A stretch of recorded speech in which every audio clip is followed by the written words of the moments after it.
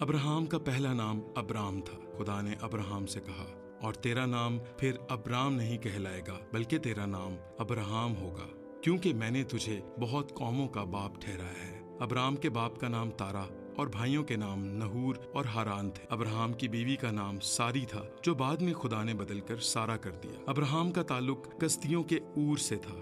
Abraham کی 3 بیویاں تھیں، پہلی سارا، پھر اس کی لونڈی ہاجرہ، اور پھر سارا کے مرنے کے بعد ابراہم نے کتورہ سے شادی کی۔ ابراہم کے 8 بیٹے ہوئے، سارا سے اسحاق، ہاجرہ سے اسماعیل، اور کتورہ سے زمران اور یفسان، مدان، مدیان، اسباق اور سوخ پیدا ہوئے۔ ابراہم دولت مند شخص تھا۔ انہوں نے اپنا سب کچھ اپنے بیٹے اسحاق کے نام پر کیا اور اپنی حرموں کے بیٹوں کو بھی انعام دیے۔ ابراہم 175 برس کا تھا جب اس نے وفات پائی۔ وہ خدا کا دوست اور ایمانداروں کا باپ کہلاتا ہے۔ خدا نے اسے بلایا اور اپنے ساتھ چلنے کا کہا۔ خدا نے اسے ایک ملک اور بڑی نسل دینے کا وعدہ کیا۔ ابراہم کو خدا نے کہا کہ وہ اپنے رشتہ داروں اور ناطے داروں سے نکل کر کسی اور ملک میں جائیں جو خدا انہیں دکھائے گا۔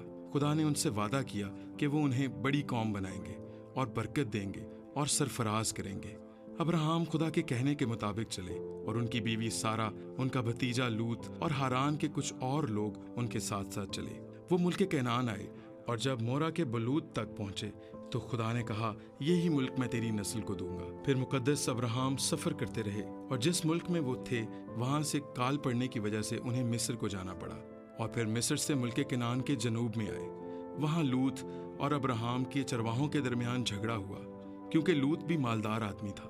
تو مقدس ابراہم نے لوط سے کہا کہ ہم میں کیوں جھگڑا ہو، کیونکہ ہم بھائی ہیں، اس لیے ہمیں الگ ہو جانا چاہیے۔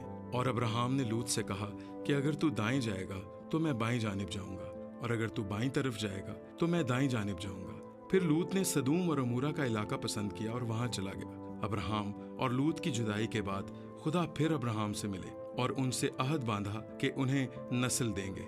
اس کے بعد کدر لامر اور اس کے 7 بادشاہوں نے، جنہوں نے سدوم اور عمورہ سے لوط اور اس کے گھرانے کو اٹھا لیا تھا، ابراہم وہاں سے لوط اور اس کے گھرانے کو چھڑا کر لائے، اور واپسی پر ان کی ملاقات ملک صدق سے ہوئی۔ ابراہم کی اولاد نہیں تھی، اور انہوں نے خدا سے کہا کہ میرے گھر کا مختار علی ایزر ہے، کیونکہ میری اولاد نہیں، اور وہی میرا وارث ہوگا۔ خدا نے ان سے کہا کہ میں تجھے اولاد دوں گا۔ مگر سارا نے ابراہم سے کہا کہ میری لونڈی ہاجرہ سے مجھے اولاد دے۔ اس وقت ابراہم کی عمر 86 برس تھی جب ان سے اسماعیل پیدا ہوا۔ 13 برس کے بعد خدا پھر ابراہم پر ظاہر ہوئے اور اس سے عہد باندھا، اور خدا نے اس کی نسل، گھرانے، قوم اور زمین کے متعلق کلام کیا۔ ابراہم نے چاہا کہ صرف اسماعیل ہی خدا کے حضور زندہ رہے، مگر خدا نے کہا کہ اسماعیل نہیں بلکہ اسحاق وعدے کا فرزند ہوگا، اور وہ سارا کے صلب سے ہوگا۔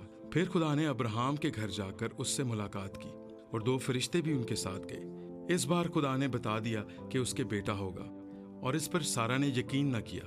ابراہم پھر جنوب کے ملک کی طرف گیا اور جرار میں قیام کیا۔ یہاں بھی مصر کے بادشاہ کی طرح ابھی ملک نے سارا پر بری نظر رکھی، تو خدا نے اسے خواب میں دکھائی دے کر ابراہم کی بیوی کو بھی اس سے محفوظ رکھا، اور ابراہم کو بھی۔ اور ابراہم کے دعا کرنے سے ابھی ملک اور اس کی بیوی اور اس کی لونڈیوں کو شفا ملی، کیونکہ سارا کی وجہ سے خدا نے ان عورتوں کے حمل بند کر دیے تھے۔ اس کے بعد ابراہم کا سارا سے بیٹا ہوا۔ تب ابراہم کی عمر 100 برس ہو چکی تھی۔ خدا کے کہنے کے مطابق انہوں نے اس بیٹے کا نام اسحاق رکھا۔ اسماعیل اسحاق کو ستاتا تھا، تو سارا اور خدا کے کہنے پر ہاجرہ کو گھر سے نکال دیا گیا۔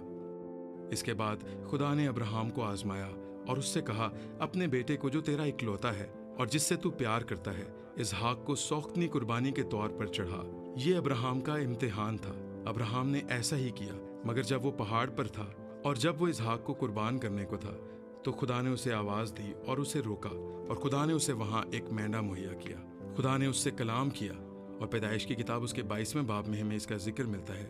اور اس کے بعد ابراہم واپس لوٹ گیا اور بیرشبہ میں رہا۔ 127 سال کی عمر میں سارا نے وفات پالی۔ ابراہم نے اپنے بیٹے اسحاق کا بیاہ ربکا سے کیا۔ پھر ابراہم نے کتورہ سے شادی کی، اور اس سے اس کے 6 بیٹے ہوئے۔ ابراہم 175 برس کے تھے جب ان کی وفات ہوئی۔ یسوع مسیح نے بھی ابراہم کا ذکر کیا، اور نئے عہد نامہ میں بھی ہمیں بہت سی جگہوں پر ابراہم کا ذکر ملتا ہے۔